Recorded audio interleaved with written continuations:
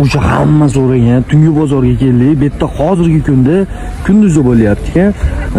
Faqatgina qishda soat kechasi 3 dan boshlanib, ertalabki 8-9 gacha bo'lar ekan bozor. Boshqa paytlar polni kechqurun boshlanib, ertalabgacha bo'lar ekan. Bu yerdagi narx-navolar sizlarga obzor qilib chiqamiz.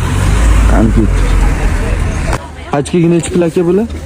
Bular ko'proqda 70 ming qidiryapmiz. Biz 70 ga sotyapmiz. 70 ekan. Qancha bo'ladi? 70 ming. Bor nechta bo'lsa aka? Ana bitta qarab to'raveramiz. U ham shunaqa.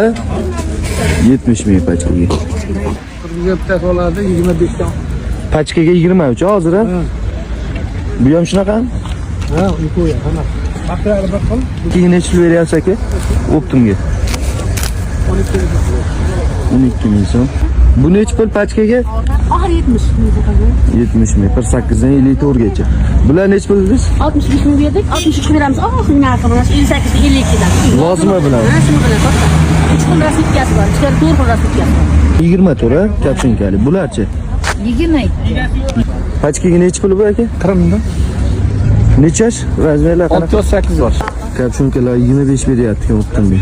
Pachkaga necha pul berasiz bularda aka? 31 ming. Nechigacha razmer? 58 gacha 54.